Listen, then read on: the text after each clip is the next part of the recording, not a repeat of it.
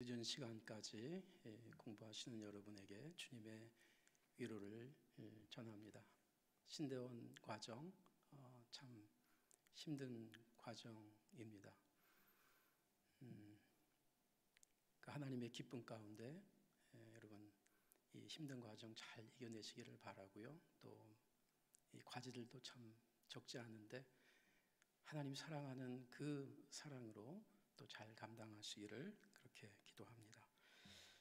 인생은 기다림의 연속입니다. 우리 인간은 화면 두 번째입니다.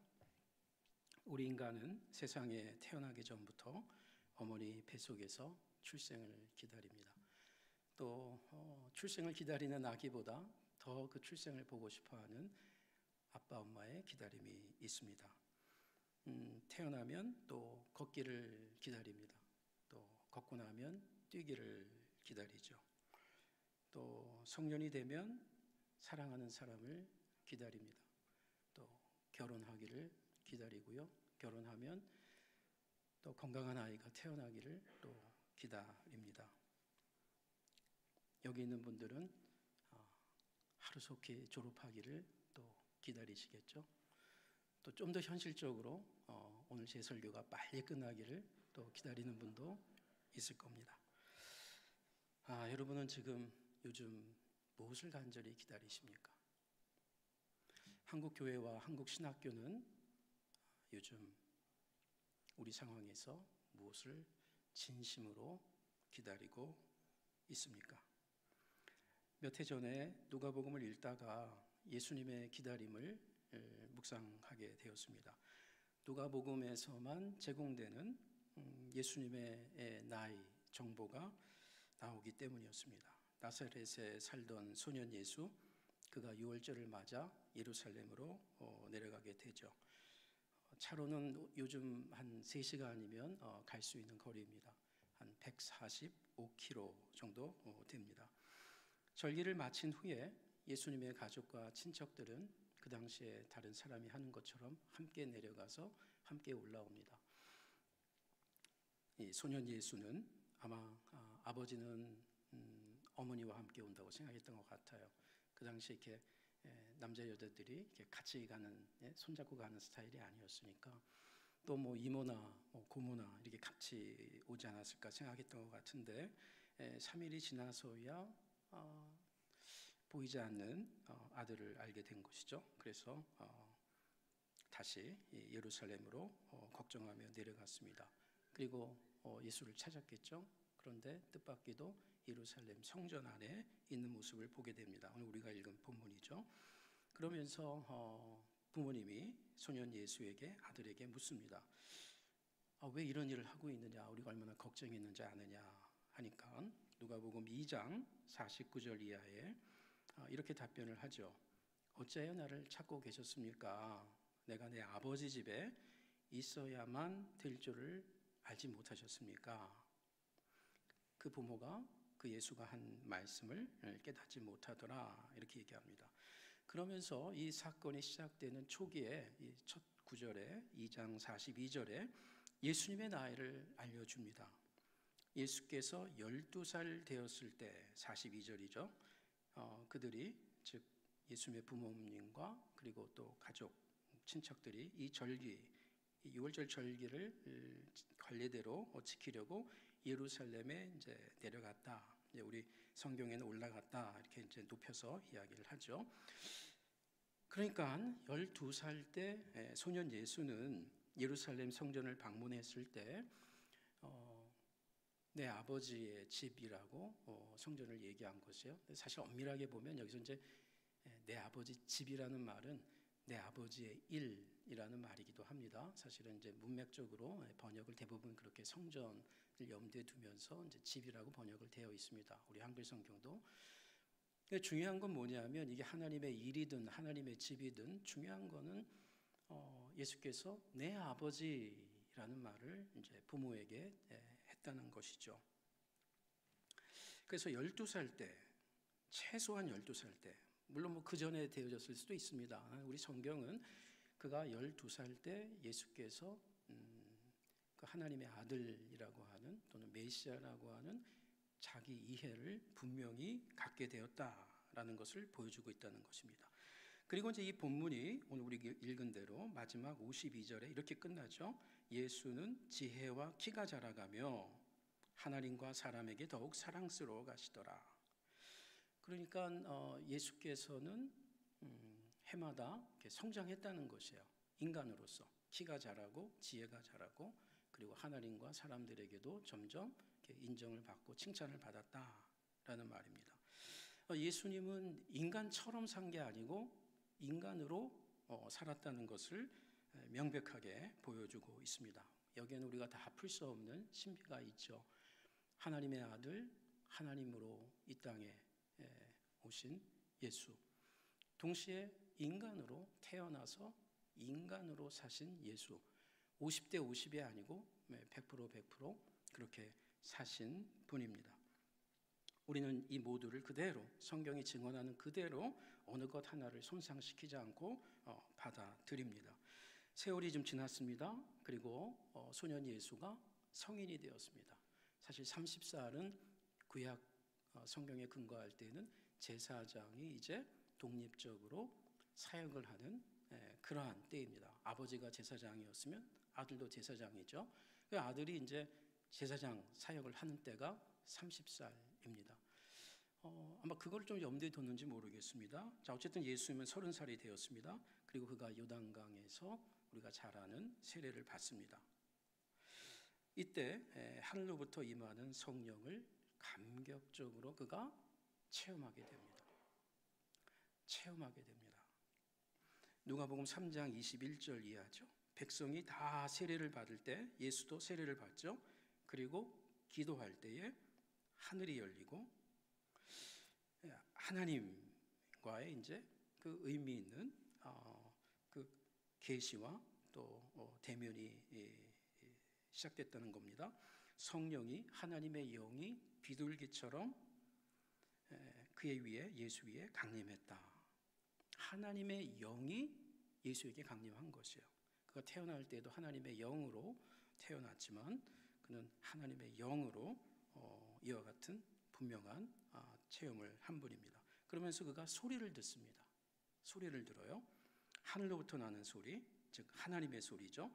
너는 내 사랑하는 아들, 내가 너를 기뻐한다. 자, 이때로부터 예수님은 공적 사역을 시작합니다. 흥미롭게도 우리 바로 다음 절 23절에는 예수님의 이 상황의 나이를 소개해 줍니다. 예수께서 가르치심을 시작하실 때 약 30세쯤 되었다라고 합니다. 그러니까 정확하게 30살이라고 얘기하지는 않는 걸 보니까 about, 호세, 약. 그래서 그러나 저자는 30세를 밝히고 싶은 의도가 분명히 있는 거죠. 그러니까 예수님은 12살 때 특별하게 자신이 하나님을 내 아버지라고 인식을 시작했는데, 그런데 그가 사역을 의미 있게 시작하는 것은 30살쯤이라는 겁니다. 그러면은 약 18년 동안의 간극이 있는 것이죠. 해마다 유대인으로서 그는 부모님을 따라 6월절 절기를 1년에 최소한 한 차례는 내려왔을 겁니다. 그때마다 그는 짐짓 기다리지 않았을까?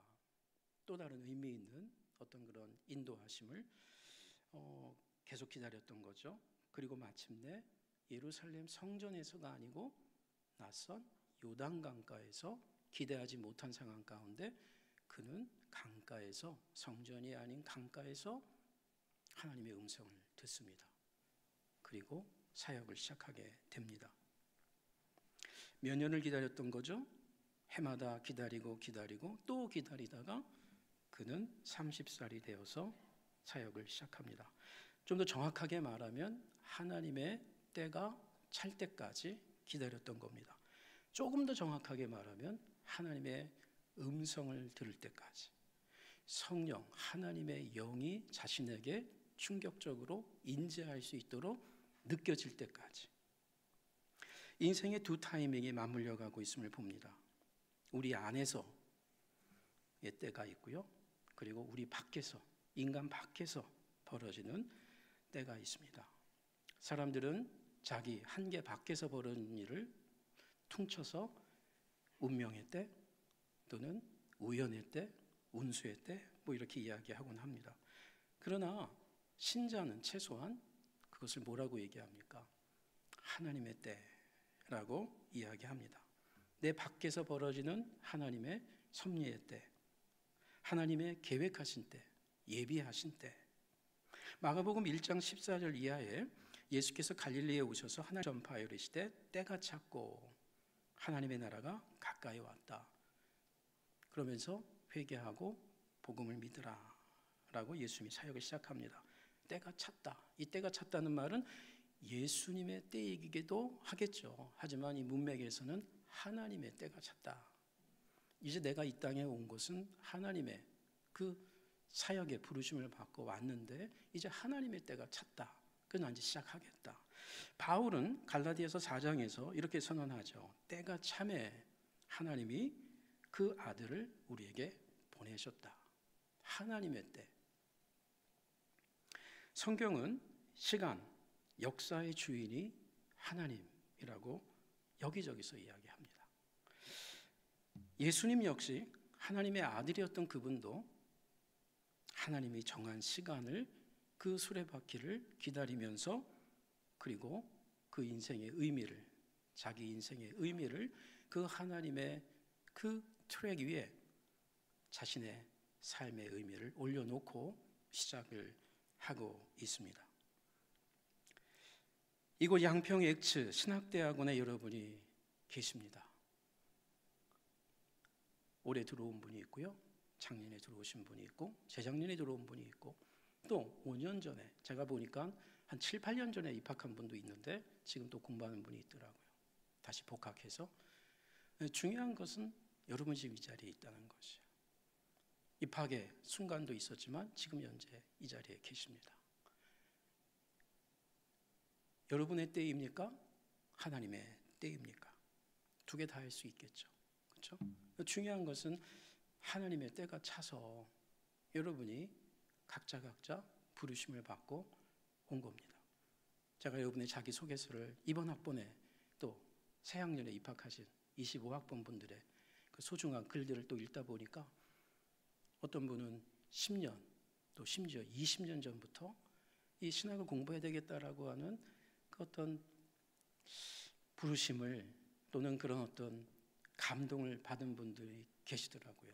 그리고 이제 이 자리에 오게 됐다라고 하는 분들이 있더라고요. 그러면 지난 20년, 10년 동안 늦게 온 겁니까? 그럴 수도 있습니다. 그러나 하나님의 때가 차서 저는 여러분이 지금 이 자리에 왔다라고 봅니다. 늦은 부르심도 없고 이른 부르심도 없습니다.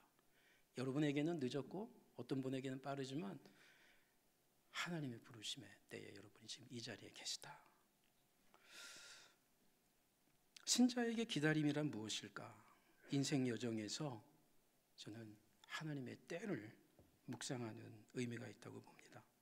기다림은 하나님의 뜻을 헤아리는 것인데 그 하나님이 그 보이지 아니하는 하나님이 보이는 사건과 보이는 하나님의 형상들 가운데 공동체 가운데 일하시는 하나님이기 때문에 이 기다림은 하나님을 기다린다라는 의미는 하나님의 의미를 찾는다는 의미는 사실 하나님만이 아니고 그 하나님의 형상들인 사람들, 그 하나님의 사람들이 만들어내는 사건들, 그 하나님의 사람들이 모이는 공동체를 다시 한번 기다리면서 이 공동체가 내가 무슨 의미가 있을까? 나에게 벌어진 이 학교에 오기 전에 벌어졌던 직전의 일이 무슨 의미가 있을까를 함께 고민해 보는 것입니다. 하나님의 뜻을 헤아리면서 나와 세상을 새롭게 또 읽어나가는 과정이라는 말입니다. 그러니까 하나님의 의미를 묵상한다는 것이 꼭 하나님을 알아나가는 것만이 아니라 이 무언가 기다리고 있을 때, 잘 안 풀리고 있을 때 배우자에 대해서 다시 한번 생각해보고 자녀에 대해서 한 번 더 생각해보고 우리 가정에 벌어진 우환을 한 번 더 고민해 보면서 이 기다림의 때를 생각해 본다면 의미가 있지 않을까 싶은 거죠. 영적 근육을 키우는 시간. 그래서 저는 이 기다림의 시간은 기다림의 미학이다. 기다림의 아름다움이다. 그저 수동적으로 기다리는 것만이 아니고 이 안에 능동적인 의미가 담겨 있는 것인데, 우린 지금 기다리고 있지만 사실은 하나님 입장에서는 우리를 지금 준비시키고 있고 그 의미를 조금 더 깨달아 보라고 하는, 우리의 기다림보다 더 오래 기다리고 있는 하나님의 기다림이 있다라고 생각하는 것이죠. 외국인들이 한국에 와서 감탄하는 것, 참 빨리빨리 해결되는 거죠. 정말 놀라울 지경입니다. 자동차 수리를 하든 병원을 가든 관공서를 가든 외국에서는 일주일 이상 걸려야 될 일들이 그냥 당일내에 가서 모든 게 다 해결하고 돌아오죠. 정말 참 좋은 빨리빨리입니다. 그러나 이 빨리빨리가 우리의 영성에는 종종 해를 가져다 줍니다. 시간이 좀 걸릴 때 숙성되고 그 가치를 더 존귀하게 여기는데 너무 빨리빨리 해결 기다리는 거죠. 오늘 기도하고 오늘 저녁 때 이루어지기를, 올해 기도하고 올해 안에 이루어지기를. 기도하다 보니까 하나님이 기도의 응답을 빨리 하지 않으면 하나님이 돌아가신 건 아닌가, 하나님이 능력이 없으신 건 아닌가, 그렇게 우리는 생각할 수 있다는 겁니다. 소년과 청년의 때를 거쳤던 예수님에게 약 20년의 기다림은 어떤 의미가 있을까? 여러 가지 의미가 있을 겁니다. 그 중에 저는 한 가지를 좀 더 생각해 보려고 합니다. 이 예수님의 20년 동안의 기다림에는 무엇보다 인간처럼이 아니라 인간으로 사신 예수께서 인간다움을 처절하게 철저하게 느끼던 시간, 그것을 더 많이 체험하라고 하는 그 하나님의 의도가, 또 예수님이 그것을 수용한 시간이 아니었겠는가 생각해 봅니다. 예수님의 지식만이 아닌 예수님의 몸으로 말이죠. 그 몸은 인간의 몸으로 말이죠. 하나님은 갖고 있지 않는, 성령은 갖고 있지 않는, 그러나 하나님의 형상에게는 육체를 벗어날 수 없는 그 육체의 선물로서의 몸을 느껴보라고 하는, 그래야만 하나님을 구원하는 것이 아니고 영들을 구원하는 것이 아닌 몸을 가진 인간을 구원해야 될 그 예수께서 인간의 몸으로 한 해 한 해 지내면서 그는 자신의 손으로, 자신의 발로, 자신의 눈으로, 자신의 연약한 마음으로 인간을 알게 되고 자신을 또한 보게 되었을 겁니다. 인간을 구원하기 위해서 인간의 몸을 입고 오신 하나님의 아들 예수는 인간을 몸으로 부딪혀야 했습니다.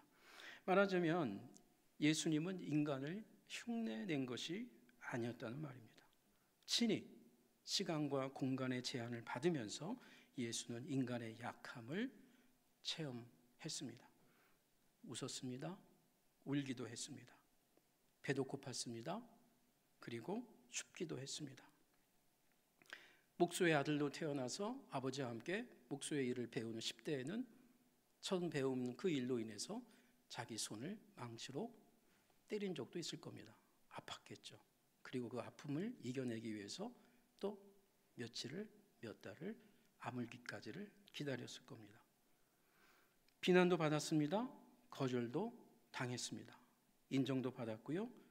분에 넘치는 존경도 받았습니다.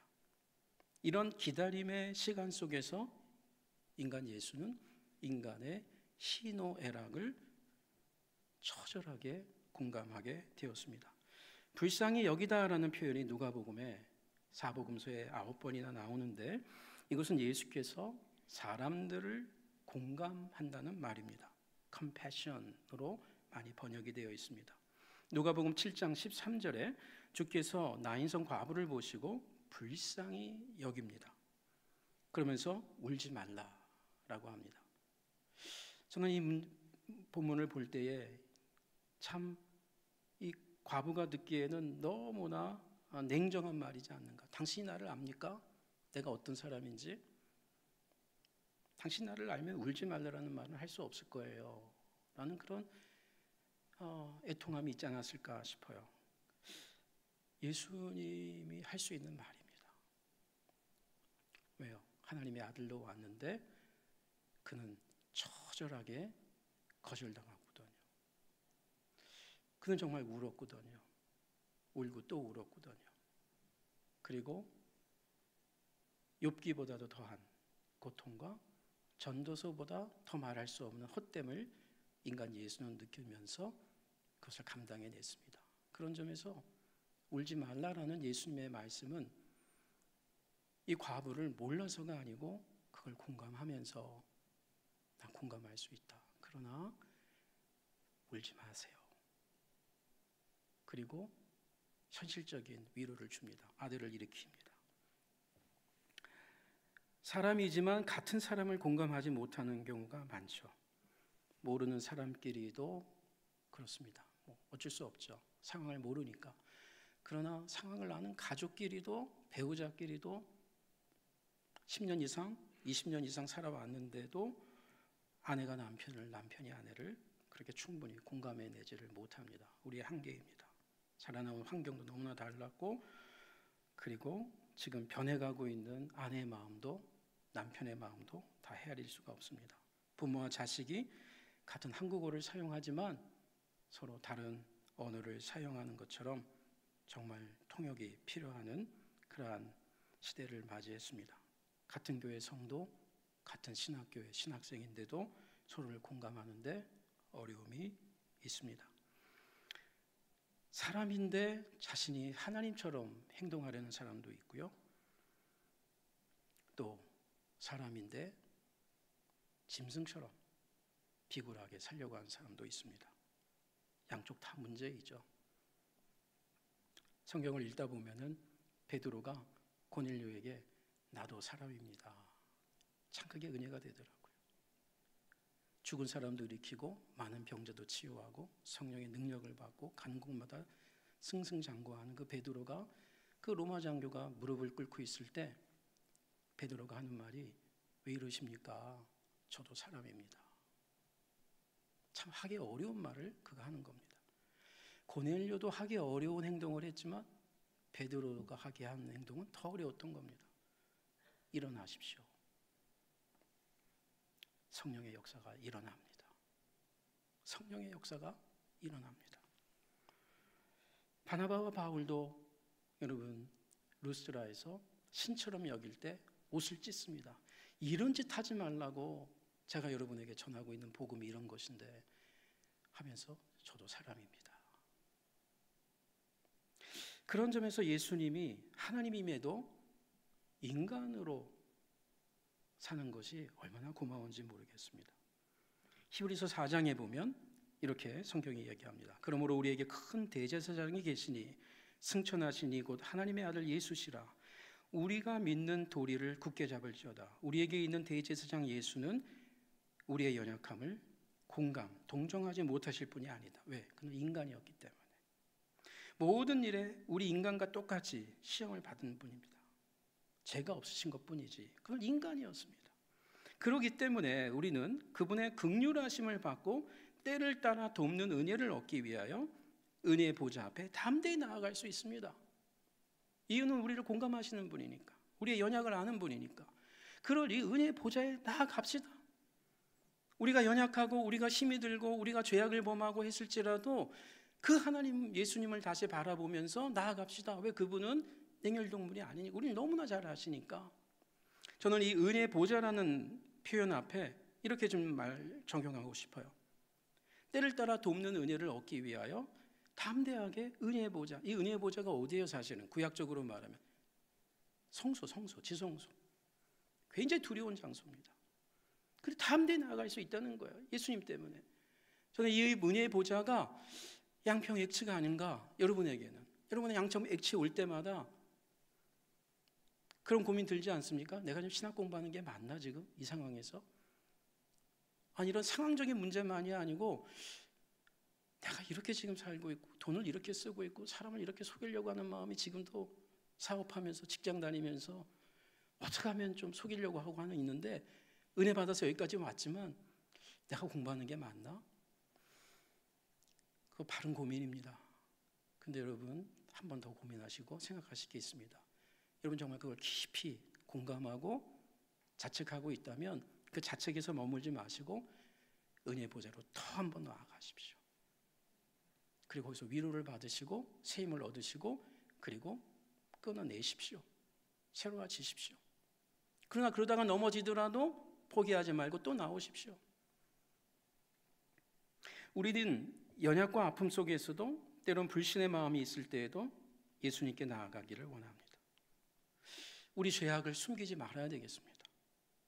그렇기 때문에 정말 우리는 이 채플 시간보다 강의 시간보다 여러분이 먼저 꼭 지키고 사수해야 될 시간이 있습니다. 주님과 조용한 시간을 지켜내십시오. 주님과 조용한 은혜의 보좌를 만들어내십시오. 주일날 예배 강단보다 더 중요한, 여러분 가운데 이미 사역하고 있는 분들도 있겠죠. 여러분에게 진짜 중요한 은혜의 보좌가 어디입니까? 주님 앞에 진솔하게 나아갈 수 있는, 진솔하게 기도하는 단 5분이라도 진솔하게 성경을 읽을 수 있는 시간.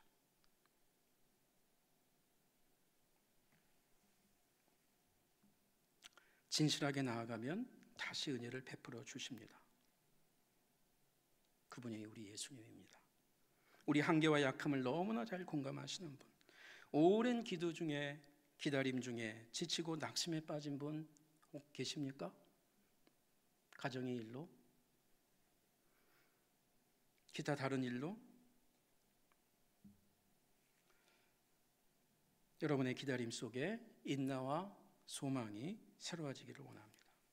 그리고 남을 공감할 수 있는 그런 실력이 쌓이기를 원합니다.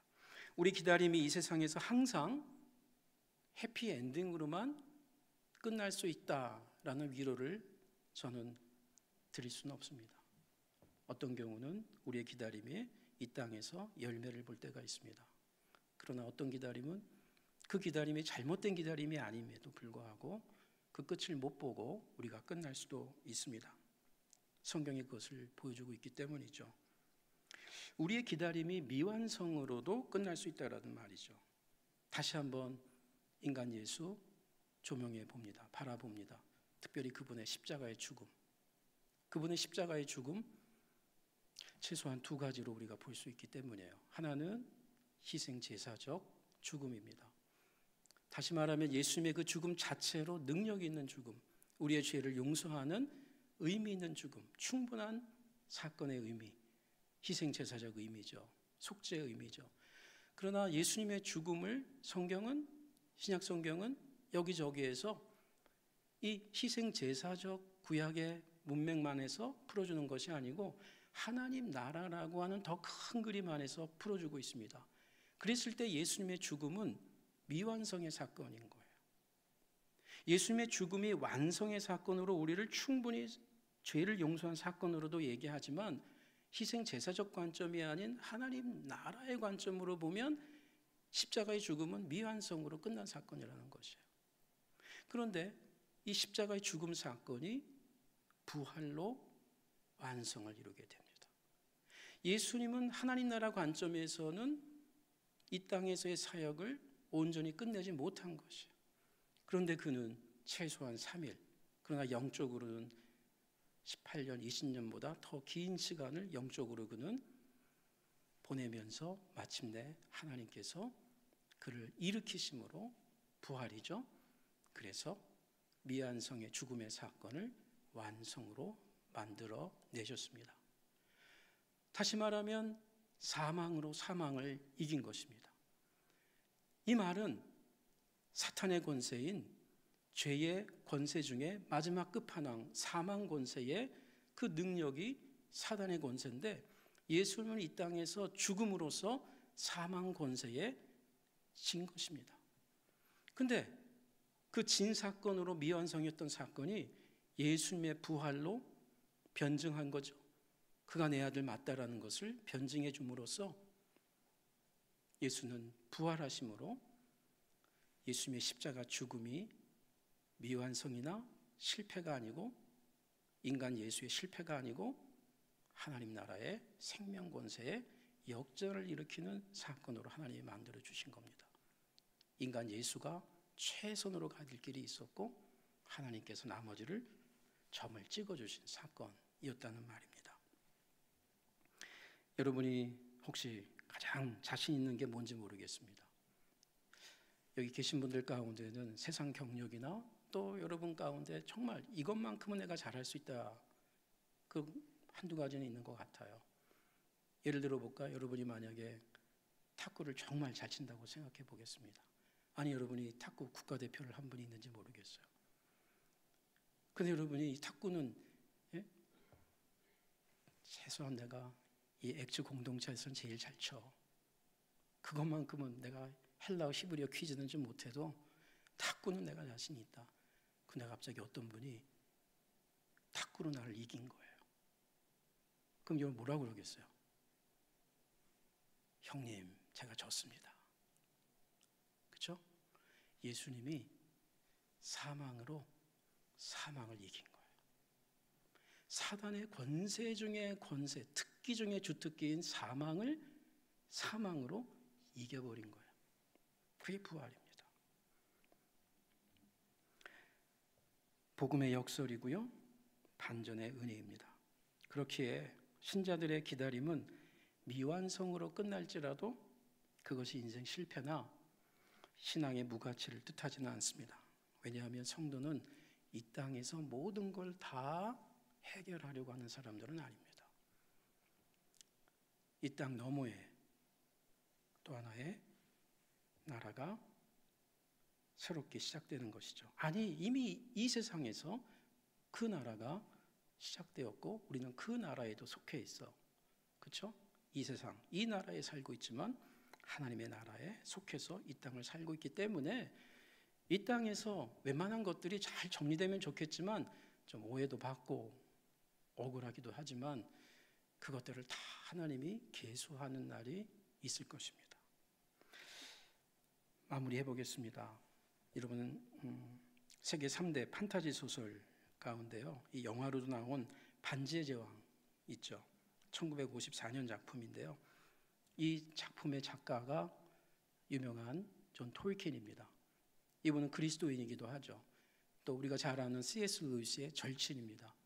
이 루이스가 신앙을 잃어버리고 오랫동안 무신론 기독교 신앙을 받아들이지 않다가 이 기독교로 다시 귀의하는데, 회심하는데 굉장히 큰 역할을 한 분이 이 존 톨킨입니다. 근데 이 톨킨이 유명한 작품, 10년 넘게 많은 자료들을 모아서 쓴 책이 반지의 제왕이에요. 기가 막힌 책이죠. 근데 이분이 이 글을 이렇게 써나가는 과정 속에서 부담감도 있었고 뭐 여러 가지, 그래서 그가 두려움을 느꼈습니다. 내가 준비는 너무 많이 했는데 이거 내가 마치기가 참 어려울 것 같다. 그래서 그가 굉장히 중압감과 스트레스를 받았습니다. 근데 그 마을 앞에서 계속 정기적으로 산보를 하는데 그가 늘 보아오던 한 나무를 보게 됐습니다. 근데 그날따라 나무의 가지가 다 잘려나간 거예요. 잘못 친 거죠. 그가 그 아름답고 예뻤던 가지가 너무나 이상하게 가지가 잘려나간 걸 보면서 갑자기 작품 구상이 떠올랐습니다. 그래서 그가 만든 단편 소설이 있는데 그게 바로 니글의 이파리라고 하는 단편 소설입니다. 그래서 그가 반지의 제왕을 그냥 내려놓고 돌아와서 빨리 쓴 단편 소설인데 그거 쓰자마자 바로 출판사에 보내서 글로 나왔습니다. 나중에 단행본으로도 나왔습니다. 우리 한국에서는 아직 번역이 안 된 거로 제가 아는데 그 내용 잠깐 이야기하고 마무리하겠습니다.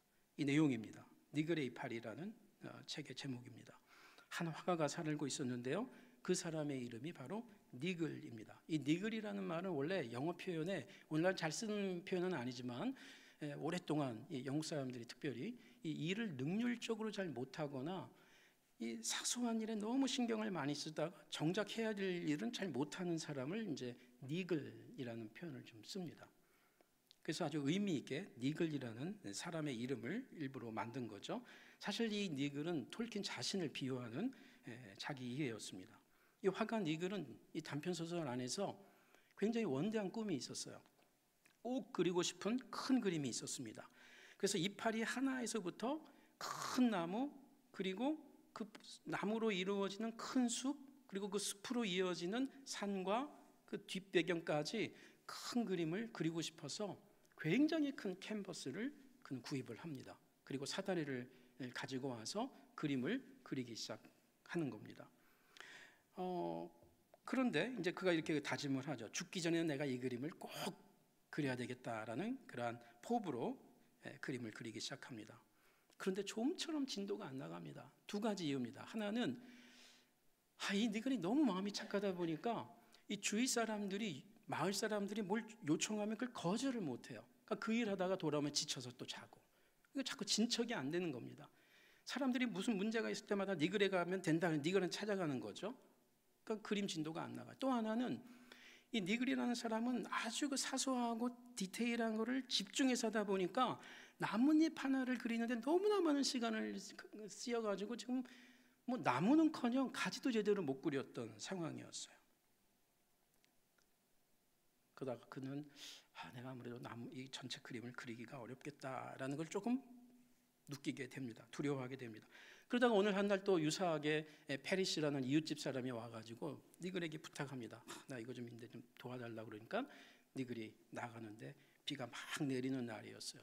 결국 그가 비를 억수로 맞으면서 독감에 걸리고 그 독감 때문에 그는 폐렴에 걸리고 그리고 결국 숨을 거두게 됩니다.